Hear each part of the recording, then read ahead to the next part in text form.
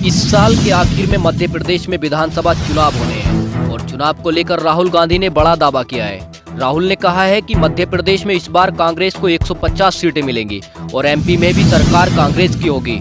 अब राहुल के इसी बयान पर एक ओपिनियन पोल सामने आया है, तो एमपी में कांग्रेस को कितनी मिल रही हैं सीटें, देखते हैं। इस बार का मध्य प्रदेश विधानसभा चुनाव काफी दिलचस्प होने वाला है। इस बार भी बीजेपी और कांग्रेस के बीच जोरदार टक्कर देखने को मिलने वाली है। इस साल के आखिर में कभी भी चुनाव आयोग मतदान की तारीखों का ऐलान कर सकता है। आने वाले चुनाव को लेकर कांग्रेस अपनी छिनी हुई सत्ता की वापसी की कोशिश में जुटी है। 2018 में प्रदेश की जनता ने कांग्रेस को सत्ता सौंपी थी, लेकिन ज्योतिरादित्य सिंधिया की बगावत के चलते 15 महीनों में ही कांग्रेस की सरकार चली गई। अब पार्टी ने 150 से ज्यादा सीटों को जीतने का टारगेट सेट किया है। कांग्रेस नेता राहुल गांधी ने अमेरिका जाने से पहले दावा किया था कि हम 150 सीटें जीतकर मध्य प्रदेश में सरकार बनाएंगे। मध्य प्रदेश में हमें कर्नाटक से भी ज्यादा बड़ी सफलता मिलेगी। राहुल के इसी दावे के बाद बहुत से टीवी चैनलों का ओपिनियन पोल भी सामने आया है, लेकिन आज हम अपने ओपिनियन पोल के माध्यम से बहुत ही सटीक आंकड़े आपको बताने वाले हैं और हम बताएंगे कि जिले बाय जिले किस पार्टी को कितनी सीटें मिलने वाली हैं। इस ओपिनियन पोल को लास्ट तक जरूर देखें और हमें बताएं कि आप इस ओपिनियन पोल से कितने सहमत हैं, और कमेंट करके यह भी बताएं कि आप मध्य प्रदेश में किसकी सरकार देखना चाहते हैं। ऐसी ही नई नई अपडेट पाने के लिए चैनल को सब्सक्राइब कर बेल आइकन को प्रेस करके हमारा सहयोग जरूर करें। तो चलिए दोस्तों, वीडियो को शुरू करते हैं और देखते हैं पहला जिला कौन सा है। चलिए, सबसे पहला जिला आता है ग्वालियर। ग्वालियर जिले में विधानसभा की कुल 6 सीटें हैं। यहाँ पर भाजपा और कांग्रेस के बीच कड़ी टक्कर देखने को मिल सकती है। ग्वालियर के 6 विधानसभा सीटों में से भाजपा के खाते में 3, जबकि कांग्रेस के खाते में भी 3 विधानसभा सीट जाती दिख रही हैं। चलिए, इसके बाद अगला जिला आता है श्योपुर। श्योपुर की 2 विधानसभा सीट कांग्रेस के खाते में जाती दिख रही है। यहाँ पर बीजेपी के खाता खुलने की कोई संभावना नहीं है। श्योपुर जिले में भाजपा की लुटिया डूबती नजर आ रही है। चलिए, इसके बाद अगला जिला आता है इंदौर। इंदौर की 9 विधानसभा सीटों में से भाजपा के खाते में 6, जबकि कांग्रेस के खाते में मात्र 3 विधानसभा सीट जाती दिख रही हैं। यानी कि इंदौर जिले में भाजपा को फायदा हो सकता है, जबकि कांग्रेस को यहां पर नुकसान का सामना करना पड़ सकता है। दोस्तों, हम बात करें मुरैना की। मुरैना की 6 विधानसभा सीटों में से भाजपा के खाते में 4, जबकि कांग्रेस के खाते में 2 विधानसभा सीट जाती दिख रही हैं। इसके बाद अगला जिला आता है दतिया। दतिया की 3 विधानसभा सीटों में भाजपा के खाता खुलने की कोई संभावना नहीं है। यहाँ 3 की 3 विधानसभा सीट कांग्रेस के खाते में जाती दिख रही है। यानी कि दतिया जिले में भी भाजपा को भारी नुकसान देखने को मिल सकता है। दतिया जिले में भी भाजपा की लुटिया डूबती नजर आ रही है। चलिए, इसके बाद अगला जिला आता है जबलपुर। जबलपुर की 8 विधानसभा सीटों में से भाजपा के खाते में 4, जबकि कांग्रेस के खाते में भी 4 विधानसभा सीट जाती दिख रही हैं। दोस्तों, इसके बाद अगला जिला आता है शिवपुरी। शिवपुरी की 5 विधानसभा सीटों में से भाजपा के खाते में मात्र 2 सीट, जबकि कांग्रेस के खाते में 3 विधानसभा सीट जाती दिख रही हैं। चलिए, इसके बाद अगला जिला आता है गुना। गुना के 4 विधानसभा सीटों में भी भाजपा के खाता खुलने की कोई संभावना नहीं है। यहाँ पर भी भाजपा की लुटिया डूबती नजर आ रही है। कांग्रेस के खाते में 4 की 4 विधानसभा सीट जाती दिख रही हैं। दोस्तों, इसके बाद अगला जिला आता है सागर। सागर की 8 विधानसभा सीटों में से भाजपा के खाते में 3, जबकि कांग्रेस के खाते में 5 विधानसभा सीट जाती दिख रही हैं। यदि हम बात करें उज्जैन की 7 विधानसभा सीटों में से भाजपा के खाते में मात्र 2, जबकि कांग्रेस के खाते में 5 विधानसभा सीट जाती दिख रही हैं। यानी कि उज्जैन जिले में भी कांग्रेस का पलड़ा भारी रहने वाला है। यदि हम बात करें टीकमगढ़ की 4 विधानसभा सीटों में से भाजपा के खाते में 2 और कांग्रेस के खाते में भी 2 विधानसभा सीट जाती दिख रही हैं। यदि हम बात करें निवाड़ी की एकमात्र विधानसभा सीट है। एकमात्र विधानसभा सीट भाजपा के खाते में जाती दिख रही है। यहाँ पर कांग्रेस को बिना किसी सीट के ही संतोष करना पड़ सकता है। दोस्तों, इसके बाद अगला जिला आता है छतरपुर के 6 विधानसभा सीटों में से भाजपा को 2, जबकि कांग्रेस के खाते में 4 विधानसभा सीट जाती दिख रही हैं। यानी कि छतरपुर जिले में भाजपा को नुकसान का सामना करना पड़ सकता है।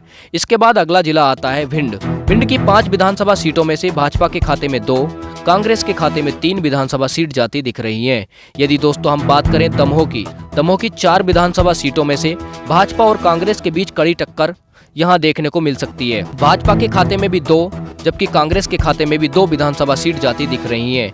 दोस्तों, इसके बाद अगला जिला आता है पन्ना की 3 विधानसभा सीटों में से भाजपा के खाते में 1 और कांग्रेस के खाते में 2 विधानसभा सीट जाती दिख रही हैं। यदि दोस्तों हम बात करें भोपाल की 7 विधानसभा सीटों में से भाजपा के खाते में 3 जबकि कांग्रेस के खाते में 4 विधानसभा सीट जाती दिख रही हैं। दोस्तों इसके बाद अगला जिला आता है सतना।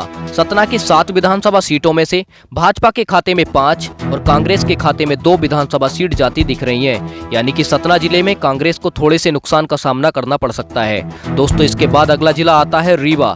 रीवा की 8 विधानसभा सीटों में से भाजपा के खाते में 6 और कांग्रेस के खाते में मात्र 2 विधानसभा सीट जाती दिख रही हैं। यदि हम बात करें सिंगरौली की 3 विधानसभा सीट कांग्रेस के खाते में जाती दिख रही हैं। यहाँ पर भाजपा के खाता खुलने की कोई संभावना नहीं है। यहाँ पर भी भाजपा की लुटिया डूबती नजर आ रही है। दोस्तों इसके बाद अगला जिला आता है शहडोल। शहडोल के 3 विधानसभा सीटों में से भाजपा के खाते में 1 जबकि कांग्रेस के खाते में 2 विधानसभा सीट जाती दिख रही हैं। यदि हम बात करें अनूपपुर की 3 विधानसभा सीटों में से भाजपा के खाते में 2 जबकि कांग्रेस के खाते में एकमात्र सीट जाती दिख रही है। दोस्तों इसके बाद अगला जिला आता है सिंधी की 4 विधानसभा सीटों में से भाजपा के खाते में 2 जबकि कांग्रेस के खाते में भी 2 विधानसभा सीट जाती दिख रही हैं। यदि हम बात करें उमरिया की 2 विधानसभा सीट कांग्रेस के खाते में जाती दिख रही हैं। यहाँ पर भाजपा को बिना किसी सीट के ही संतोष करना पड़ सकता है। इसके बाद अगला जिला आता है कटनी की 4 विधानसभा सीटों में से भाजपा और कांग्रेस के बीच बराबर की टक्कर देखने को मिल सकती है। यानी कि कटनी की 4 विधानसभा सीटों में से भाजपा के खाते में 2 जबकि कांग्रेस के खाते में भी 2 विधानसभा सीट जा सकती हैं। यदि दोस्तों हम बात करें डिंडोरी की 2 विधानसभा सीटों में से भाजपा के खाते में 2 विधानसभा सीट जाती दिख रही हैं। यहाँ पर कांग्रेस के खाता खुलने की कोई भी संभावना नहीं है। यदि दोस्तों हम बात करें मंडला की 3 विधानसभा सीटों में से भाजपा के खाते में 2 कांग्रेस के खाते में एकमात्र विधानसभा सीट जाती दिख रही है। इसके बाद अगला जिला आता है बालाघाट की 6 विधानसभा सीटों में से भाजपा के खाते में मात्र 2 जबकि कांग्रेस के खाते में 4 विधानसभा सीट जाती दिख रही हैं। दोस्तों अगला जिला आता है सिवनी की 4 विधानसभा सीटों में से भाजपा के खाता खुलने की कोई संभावना नहीं है। यहाँ पर कांग्रेस के खाते में 4 की 4 विधानसभा सीट जाती दिख रही हैं। चलिए इसके बाद अगला जिला आता है नरसिंहपुर के 4 विधानसभा सीटों में से भाजपा के खाते में मात्र 1 जबकि कांग्रेस के खाते में 3 विधानसभा सीट जाती दिख रही हैं। चलिए इसके बाद अगला जिला आता है छिंदवाड़ा की 7 विधानसभा सीटों में से भाजपा के खाते में 3 जबकि कांग्रेस के खाते में 4 विधानसभा सीट जाती दिख रही हैं। चलिए हम बात करें बैतूल की 5 विधानसभा सीटों में से भाजपा के खाते में 3 जबकि कांग्रेस के खाते में मात्र 2 विधानसभा सीट जाती दिख रही हैं। चलिए इसके बाद अगला जिला आता है हरदा की 2 विधानसभा सीटों में से भाजपा के खाते खुलने की कोई संभावना नहीं है। हरदा की 2 विधानसभा सीट कांग्रेस के खाते में जाती दिख रही हैं। दोस्तों इसके बाद अगला जिला आता है होशंगाबाद की 4 विधानसभा सीटें हैं।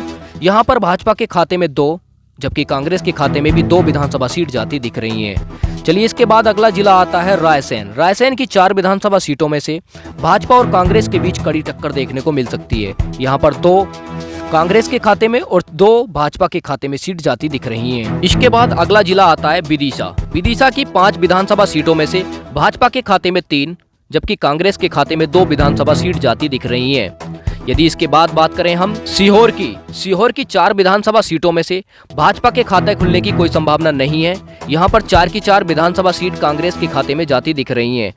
चलिए इसके बाद अगला जिला आता है राजगढ़ की 5 विधानसभा सीटों में से भाजपा के खाते में 2 जबकि कांग्रेस के खाते में 3 विधानसभा सीट जाती दिख रही हैं। चलिए इसके बाद अगला जिला आता है शाहजहांपुर की 3 विधानसभा सीटों में से भाजपा के खाते में 1 जबकि कांग्रेस के खाते में 2 विधानसभा सीट जाती दिख रही हैं। चलिए इसके बाद अगला जिला आता है खंडवा की 4 विधानसभा सीटों में से भाजपा और कांग्रेस के बीच कड़ी टक्कर देखने को मिल सकती है। खंडवा की 4 विधानसभा सीटों में से भाजपा के खाते में 2 जबकि कांग्रेस के खाते में भी 2 विधानसभा सीट जाती दिख रही हैं। चलिए इसके बाद अगला जिला आता है बुरहानपुर की अगर हम बात करें तो यहाँ पर विधानसभा की कुल 2 सीटें हैं। बुरहानपुर की 2 विधानसभा सीट कांग्रेस के खाते में जाती दिख रही हैं। यहाँ पर भाजपा के खाता खोलने की कोई भी संभावना नहीं है। यहाँ पर भाजपा को बिना किसी सीट के ही संतोष करना पड़ सकता है। दोस्तों इसके बाद अगला जिला आता है खारगोन की यदि हम बात करें तो यहाँ पर 6 विधानसभा सीटें हैं। यहाँ पर भाजपा के खाते में 4 जबकि कांग्रेस के खाते में 2 विधानसभा सीट जाती दिख रही हैं। इसके बाद अगला जिला आता है बंडवानी की 4 विधानसभा सीटों में से भाजपा के खाते में 2 जबकि कांग्रेस के खाते में भी 2 विधानसभा सीट जाती दिख रही हैं। यदि दोस्तों ये बात करें हम अलीरपुर की 2 विधानसभा सीटें हैं। अलीरपुर की 2 विधानसभा सीटें कांग्रेस के खाते में जाती दिख रही हैं। यहाँ पर भाजपा को बिना किसी सीट के ही संतोष करना पड़ सकता है। चलिए अगला जिला आता है झाबुआ की 3 विधानसभा सीटों में से भाजपा के खाते में 1 जबकि कांग्रेस के खाते में 2 विधानसभा सीट जाती दिख रही है। दोस्तों अगला जिला आता है धार। यदि हम बात करें धार जिले की तो धार की 7 विधानसभा सीटों में से भाजपा के खाते में 3 जबकि कांग्रेस के खाते में 4 विधानसभा सीट जाती दिख रही हैं। चलिए अगला जिला आता है रतलाम जिले में 5 विधानसभा सीटें हैं और रतलाम की 5 विधानसभा सीट कांग्रेस के खाते में जाती दिखाई दे रही हैं। यहाँ पर भाजपा को भारी नुकसान देखने को मिल सकता है। यदि हम बात करें मंदसौर की तो मंदसौर की कुल 4 विधानसभा सीटें हैं जिसमें से भाजपा को केवल 1 जबकि कांग्रेस को 3 सीटें जाती दिखाई दे रही हैं। दोस्तों इसके बाद अगला जिला आता है नीमच में विधानसभा की कुल 3 सीटें हैं। यहाँ पर भाजपा के खाते में 1 जबकि कांग्रेस के खाते में 2 विधानसभा सीट जाती दिख रही हैं। दोस्तों इसके बाद अगला जिला आता है मालवा में 2 विधानसभा सीटें हैं। यहाँ पर भाजपा के खाते में 1 जबकि कांग्रेस के खाते में भी 1 विधानसभा सीट जाती दिख रही है। यदि हम बात करें अशोकनगर की, अशोकनगर में कुल 3 विधानसभा सीटें हैं जिसमें से भाजपा के खाते में 2 जबकि कांग्रेस के खाते में 1 सीट जाती दिखाई दे रही है। यदि दोस्तों मध्य प्रदेश की कुल विधानसभा सीटों यानी कि 230 विधानसभा सीटों के ओपिनियन पोल की बात करें तो यहाँ भाजपा के खाते में 95 जबकि कांग्रेस के खाते में 135 विधानसभा सीट जाती दिख रही हैं। दोस्तों जैसा कि मैं आपको वीडियो के आरंभ में बताया था कि मध्य प्रदेश में किसी भी पार्टी को सरकार बनाने के लिए 230 विधानसभा सीटों में से 116 सीटों की आवश्यकता होती है जबकि यहाँ पर कांग्रेस के खाते में 135 सीटें जाती दिख रही हैं। तो आज के ओपिनियन पोल के आधार पर हम कह सकते हैं कि मध्य प्रदेश में अब की बार कांग्रेस पार्टी अपनी सरकार बनाने जा रही है। दोस्तों आप हमारे इस ओपिनियन पोल से कितने सहमत हैं कमेंट बॉक्स में अवश्य लिखें। आपको क्या लगता है अब की बार मध्य प्रदेश में किस पार्टी की सरकार बन सकती है, कमेंट करके जरूर बताएं। और यदि आपने अभी तक भी चैनल को सब्सक्राइब नहीं किया है तो प्लीज चैनल को सब्सक्राइब करके बेल आइकन को प्रेस कर दें। धन्यवाद।